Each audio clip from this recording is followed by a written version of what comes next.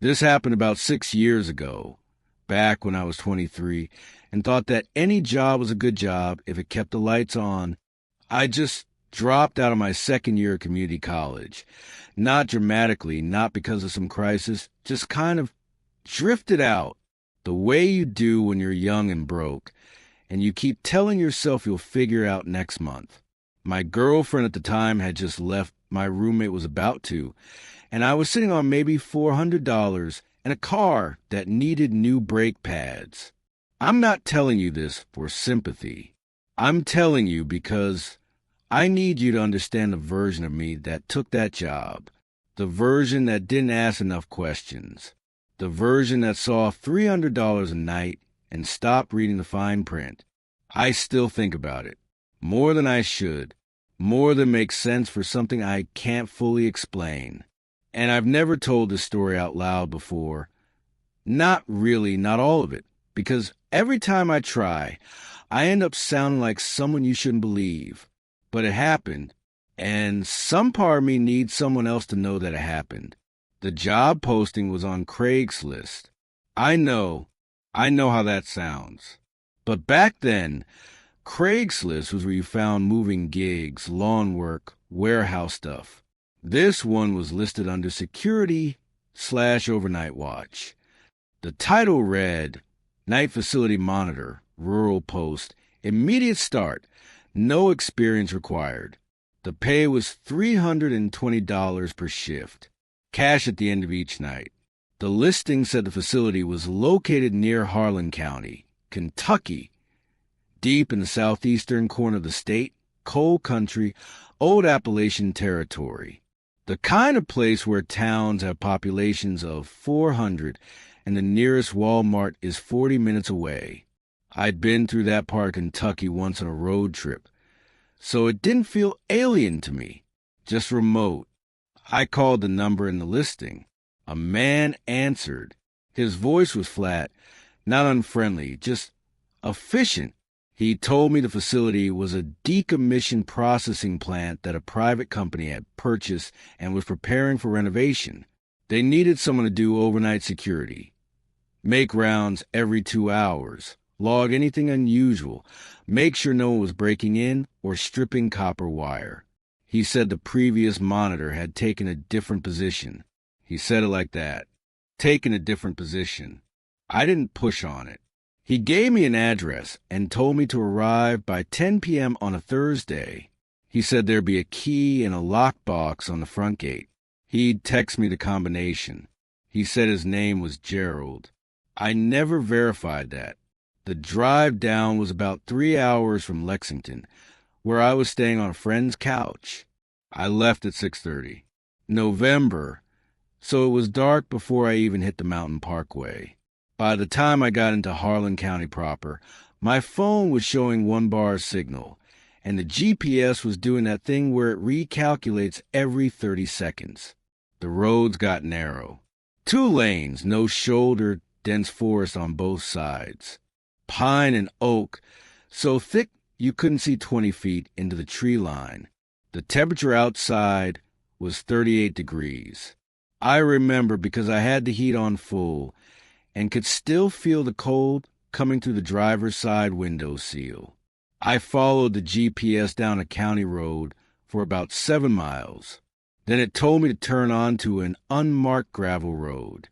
No sign, no mailbox, just a break in the trees and a path wide enough for 1 car. I turned in. The facility appeared after maybe a quarter mile.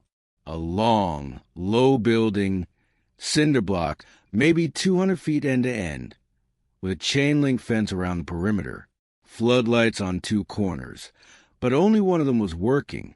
There was a small guard booth near the front gate, the size of a closet, a folding chair inside, a space heater, a logbook on a small shelf, a thermos I brought myself. I opened the lockbox, got the key, let myself through the gate, and started my first shift. Everything, at that point, felt completely normal. The first 2 hours were uneventful in the way that overnight security jobs usually are. Quiet, a little boring. I did my round at midnight, walked the perimeter of the fence line with a flashlight, checked the main building's doors, which were all padlocked, logged the time in the book, went back to the booth. I poured coffee from my thermos and listened to the wind move through the trees outside the fence. That part was peaceful. Actually, no traffic, no voices, just the wind, and occasionally a branch snapping somewhere out in the dark. It was around 1 a.m. when I noticed a door. On the east side of the building, there was a door I hadn't clocked on my first round. A metal door, painted the same gray as the rest of the cinder block. It was slightly ajar, maybe 2 inches, and there was no padlock on it. I stood there for a second with my flashlight on it. I told myself the previous monitor had probably left it open, or it was a storage entrance, not part of the secured inventory I'd been told about. The man on the phone, Gerald, had told me to make sure the main access points were secure. He'd show me a diagram on a text message image. That door wasn't on the diagram. I pushed it closed. It latched. I logged it as found east side access door unsecured. Closed and confirmed latched. That felt thorough. That felt professional. I went back to the booth. At 1:40, I looked up from my phone and realized I could hear something. Very faint. A low, intermittent scraping sound. Metal on concrete. Maybe. Or something being dragged. Slowly. Somewhere inside the building. I sat very still and listened. It stopped after about 10 seconds. Then nothing. I told myself it was the wind getting under a loose panel. Old buildings do that. The floodlight outside was humming and flickering slightly, which didn't help. I told myself the combination of the sound and the flickering light was making me jumpy. That was all. That was the version of events I was comfortable with. But I sat in that booth for the next 20 minutes without moving, and I didn't take my eyes off the east side door. My 2 a.m. round was when things started to feel different. Not dramatic, not movie scary, just wrong in a way I couldn't immediately locate. I walked the perimeter again. Same route, and about halfway down the south side of the fence, I found a section where the chain link had been pulled up from the ground. Not cut, pulled, like someone had gripped it from the outside and lifted. The gap was maybe 18 inches high, wide enough for a person to slide under if they went flat. I crouched down and shined my flashlight through the gap. The ground on the other side, inside the fence, showed disturbed gravel. Something had come through, or gone through. I couldn't tell which direction. I logged it. I told myself it was probably kids or teenagers or someone from a local town messing around. But there were no footprints that I could identify clearly. Just disturbed gravel, like something had shuffled through without lifting its feet properly. I went back to the booth and called a number for Gerald. No answer. Voicemail. I left a message. He didn't call back. At 3:15, I was fighting to stay awake when the working floodlight went out. Not flickered, went out. Full dark on that side of the property. I had my flashlight, but it turned the familiar layout of the yard into shadows and angles I didn't recognize as well anymore. I sat there for a minute, then told myself a bulb had blown. Old equipment. Expected. Then the floodlight came back on, then went off again. On. Off. On. A slow, uneven rhythm that didn't match any mechanical cycling I'd ever seen. Not like a short circuit. More like someone was operating a switch.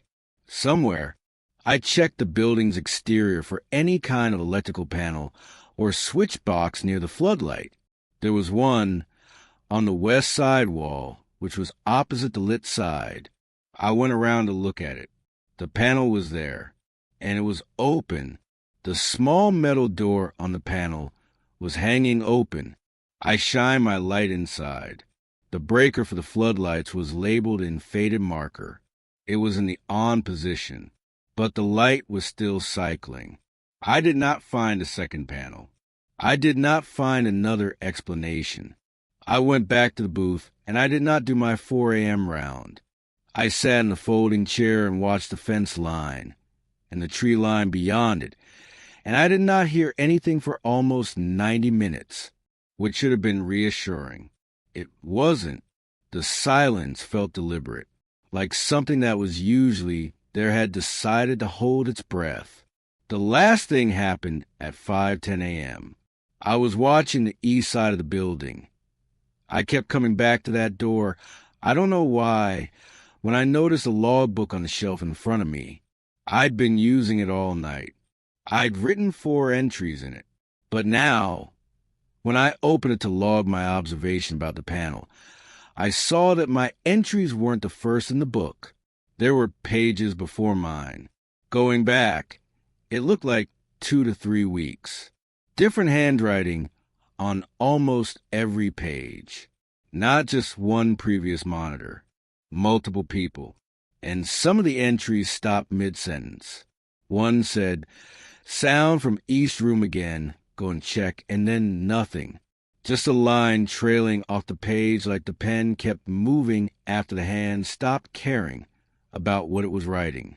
The final entry before mine just said a date, which was 4 days before I arrived, and 3 words, "Don't go inside." I was standing up. I was going to leave. That was a decision I'd made. I was going to walk to my car, drive out the gravel road, and deal with not getting paid. Then the east side door blew open. Not like a gust of wind, like pressure, like something behind it had hit it. It didn't swing. It exploded outward and slammed against the cinder block wall, so hard the sound went through my chest. And from inside, from somewhere deep in the dark inside that building, came a sound I don't have a clean word for. Low, structural, like a groan that was also a scrape. Getting louder, I ran, not toward the building, toward the gate. The gate I closed behind me. I was sprinting across gravel in the dark with my flashlight bouncing, and I couldn't get the key out of my pocket fast enough, and when I did, I dropped it. I went to my knees on the gravel. I found the key. I got the gate open. Behind me, I didn't look. Something was moving. Footsteps, more than 2 feet. Uneven, fast, getting closer. I got through the gate. I didn't close it behind me. I ran for my car. I got in. I locked the door. I started the engine so fast I stalled it and had to start again. And those 3 seconds were the longest 3 seconds I've ever lived through. Then I was moving down the gravel road. Trees on both sides. 30 miles an hour on a road meant for 15. I didn't turn on my headlights for almost a full minute because my hands were shaking too badly to find the switch. I don't remember the drive back to the main county road clearly. I remember the gravel. I remember the headlights cutting into fog that had come in off the tree line. I remember checking my rear view mirror every few seconds and seeing nothing and not being relieved by that. When I hit pavement, I didn't stop. I drove. I drove 40 minutes before I pulled into the parking lot of a 24-hour gas station and sat in my car with the engine running and every light on inside car. A teenage girl behind the counter was visible through the window. I watched her. She was just standing there, bored, scrolling her phone. The most normal thing I'd ever seen.